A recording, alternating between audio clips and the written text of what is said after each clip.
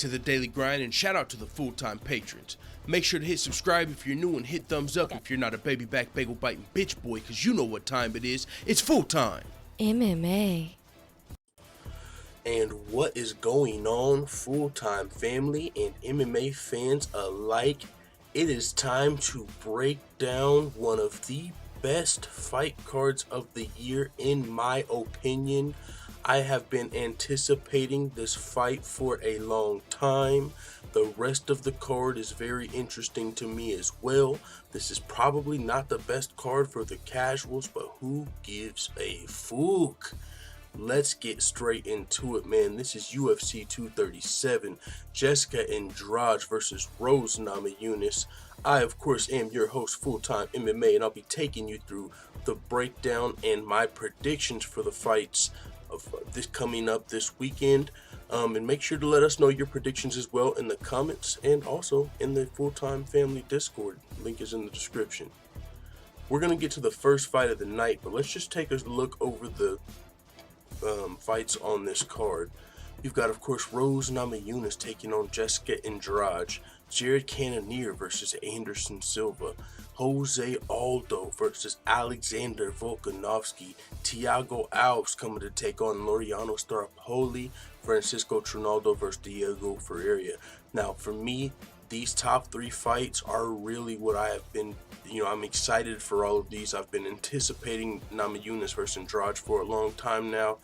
And then Aldo versus Volkanovski is just, that easily. If Anderson Silva wasn't the fucking GOAT, the legend that he is, Aldo Volkanovski would be the co-main event 100%. That's a huge fight. That's an amazing fight. So these three fights right here, I just cannot wait for. Just this Saturday, be there, be square. Of course, we're going to be doing the fight companion this weekend over on UFC Yankovic. And this should be our last fight companion, maybe one more until we get unbanned on this channel for the BS copyright strikes. So we'll be back to streaming on our main channel in no time, but in the meantime, in between time, of course, make sure to check out our second channel, UFC Yankovic, which is where we do all of our live shows. We'll be doing one of those tomorrow morning, in fact, before I go to work, talking about these fights, talking about current events in MMA, talking with the full-time family. So yeah, check us out. So we're going to start with the first fight of the night for the breakdowns, of course, Francisco Trinaldo versus Diego Ferreira. Let's get it on the screen. This is a very interesting fight. I have been a fan of Masindrubra for the last few years now. I mean, at his age, he's just been phenomenal, beating high-level guys. Diego Ferreira hasn't been as active, but his last fight versus Rustam Khabilov was very impressive. Francisco Trinaldo, he's a phenomenal fighter. He's 40 years old, 9-2 in his last 11 fights. He only lost to Kevin Lee and James Vick in those last 11 fights. He's got wins over really tough dudes like Evan Dunham, Jim Miller, Paul Felder, Yancy Medeiros, Ross Pearson, Chad LaPrice. So he's been beating good fighters. He's fighting fellow Brazilian Diego Ferreira, who's currently riding a 4-fight losing streak over his last 3 years. Did I say losing streak? He's definitely riding a 4-fight winning streak. Sorry, not losing streak. The opposite. He's fighting.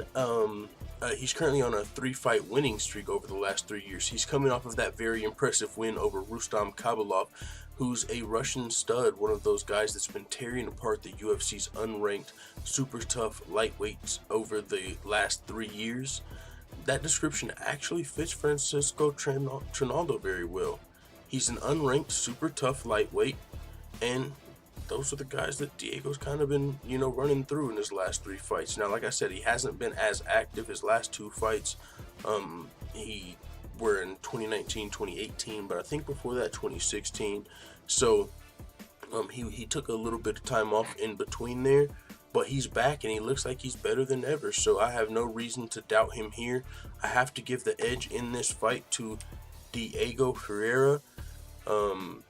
He's just a fucking stud, and I believe Father Time is slowly starting to catch up to Francisco Trinaldo, who until this point has been fighting above expectations even at this age. But it is tough to call. I do like Masindrubra, but I got to give the edge to Diego here. Moving on to the next fight of the evening, we got Thiago Alves versus Laureano Staropoli. This fight is actually not close for me. I'm going Thiago Alves. Laureano Staropoli won his UFC debut, but he's never fought anyone UFC caliber throughout his career. His lone UFC fight was against a guy that lost on the Ultimate Fighter and then proceeded to lose, both of his fights in the UFC after the Ultimate Fighter. So that guy wasn't even UFC caliber.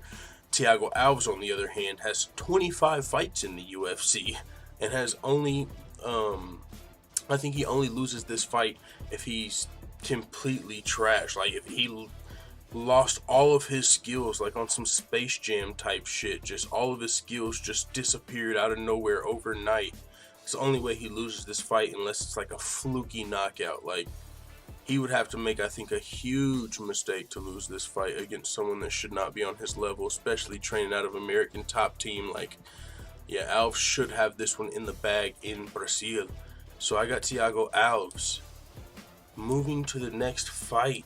Let's fucking go. This is what we are all here for, people. Jose Aldo versus Alexander Volkanovski. Oh my god. Alexander used to play high-level rugby. Volkanovski is currently riding a 16-fight winning streak, 6 of those coming in the UFC, most recently defeating Chad Mendes via second-round KO TKO. He's fighting former #1 pound-for-pound kingpin Jose Aldo, who's currently riding an impressive 2-fight winning streak over Jeremy Stephens and Renato Moicano, and back on the sauce according to Conor McGregor. No, I'm just kidding. But he has looked amazing in his last 2 fights. He finished Jeremy Stephens with a nasty body shot, and most recently Renato Moicano via second-round TKO. I don't know how you pick against Jose Aldo in this fight, because he's looking phenomenal in his legacy and the work he's put in, the experience he has, the level he fights at. But at the same time, Alexander Volkanovski is a bad motherfucker. He's destroyed everybody he's fought in the UFC, and he's a fucking tank for a featherweight. Also, he's in his prime. He's as tough as nails, being a former rugby player, and he seems to have transitioned very well into mixed martial arts, compiling a record of 19-1, currently riding a 16-fight winning streak with wins via submission, KO, TKO, and unanimous decision. So he's a very well-rounded fighter. You know what? Fuck it, man. I gotta go with the upset here. I don't even know if it's an upset because I haven't seen the odds, but I would assume it's an upset. But I'm going with Alexander Volkanovski. Aldo has been looking great, but we all know Jose Aldo can win fights. Has he traveled back in time to his prime? I don't think so. I don't think he's going to knock out or submit Alexander Volkanovski, so I think Alexander Volkanovski actually has more paths to victory in this fight. I mean, I don't see, Volkan, he could submit him. He's got wins by submission. I mean, definitely could catch him. So yeah, man, I'm taking Alexander Volkanovski. Might be my underdog pick of the day. I haven't really looked at the odds, so I don't know if I've picked any underdogs yet, but this is who I do think would be the underdog. And I didn't think I was going to be picking him in this fight, honestly. Like, when I was coming into these breakdowns, I originally just assumed, after I did the research and I really looked at, did my research for the fights and these predictions, I thought I was going to be picking Jose Aldo, but nah, man, I'm definitely going with Alexander Volkanovski. So let's move on to the co-main event of the evening. It's time for a fucking legend, guys. Now, Anderson Silva's going to be fighting Jared Cannonier in this fight. Jared moved down 2 weight classes Cannonier. He's 4-4 in the UFC across 3 divisions, most recently making his UFC debut when he TKO'd David Branch in the second round at UFC 230. Before that, he went 1-1 at heavyweight and 2-3 at light heavyweight in the UFC. Now he's fighting a fucking living middleweight legend in Anderson Silva. Anderson Silva would be on the Mount Rushmore of MMA if there was one. He's 44 years old, so I can't be sure who's going to win this fight, but I know I'll be rooting for my boy the Spider. I also think he's got a good chance of winning this fight, though, because we just seen him win rounds against the current UFC middleweight interim champion Israel Adesanya. I can't be confident in picking Anderson Silva at 44 years old to beat a top contender. So I'm picking Anderson Silva to win this fight, but anything can happen here. And also, any given fight at this point could be Anderson Silva's last fight. Therefore, it's a must-watch. I cannot wait. And the next fight, I didn't take any fucking notes for you guys. What? Why is it not on the screen? I'm taking Anderson Silva. I just talked about that. Now we're going to get into the main event.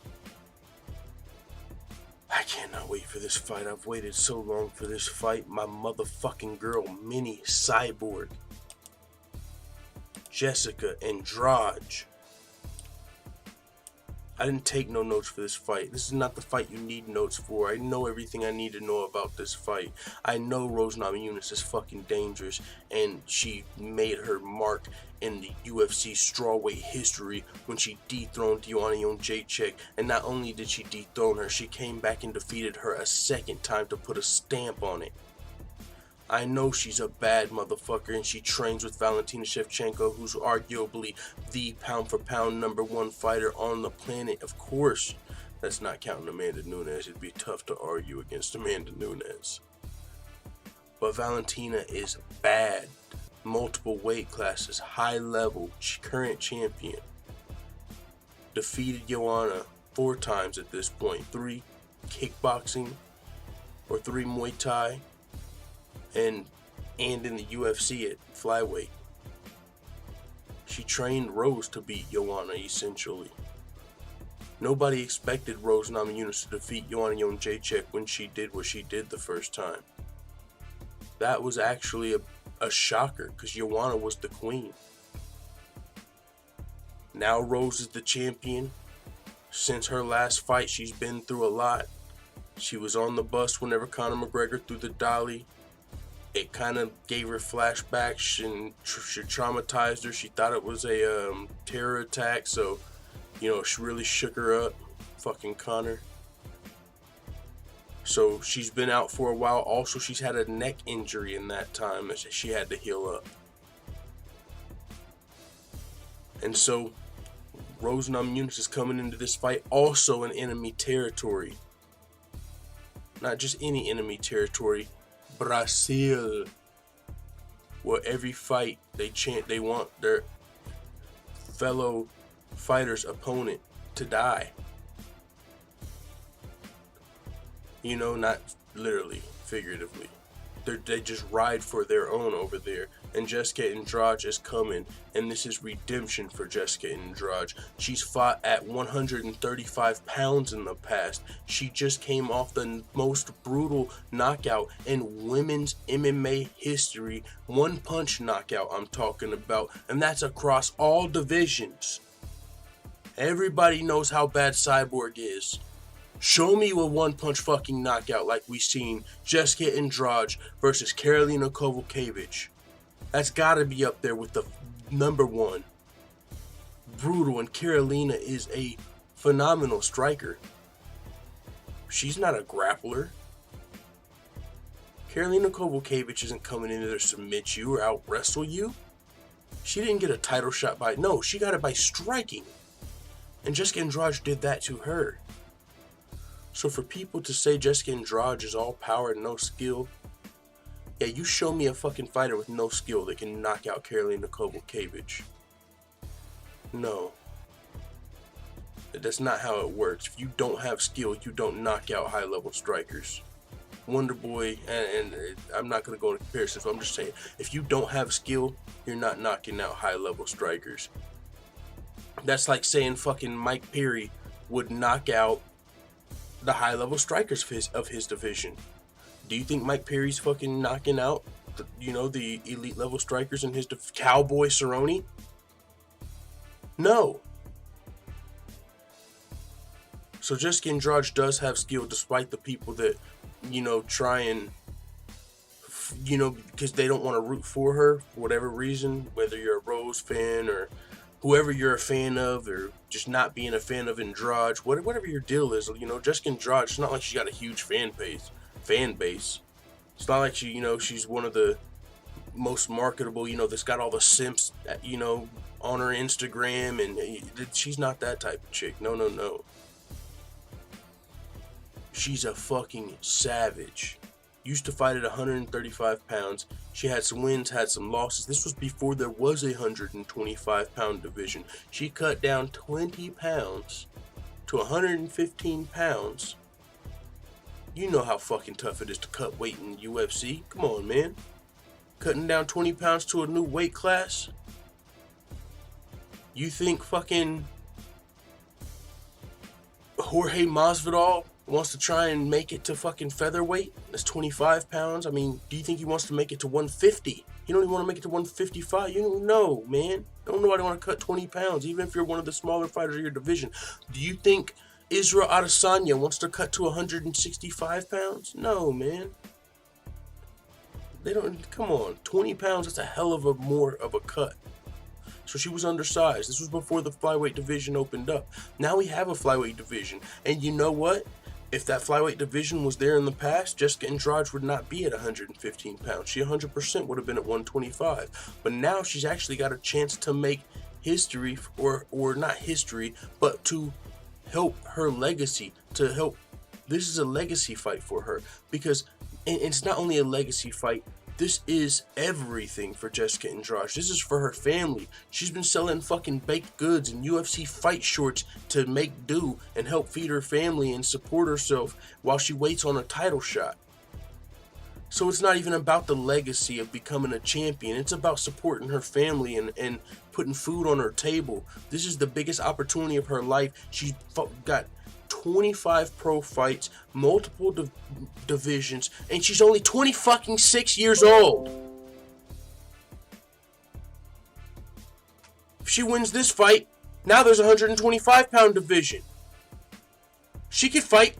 Who else is the real contender for Valentina? I don't know if she can beat Valentina, but it's a hell of a fight. And guess what? She's already fought at 135. She's got unlimited potential at this point. It would take a lot. It would be some huge fights, but this is the first step for Jessica Andrade. I mean, I can't fucking wait. I think this is her moment, and I can't wait to witness it. And I'm a fan of Rose, but she's got the odds against her here. She had them against her before. She shocked the world when she beat Joanna. So, hey, she'll shock the world again, or Jessica Andrade is going to seize the moment. Either way, it's going to be fucking legendary, and I cannot wait for it. Rose Namajunas versus Jessica Andrade, man. It is what it is. That's my breakdown. That's my predictions. Tune in for the Fight Companion tomorrow, Saturday. It's going down. I cannot wait. UFC Yankovic is where we'll be streaming. Also on sportsbooth.tv. Let the full-time family know what you think in the comments. I'm out. Bye, Felicia.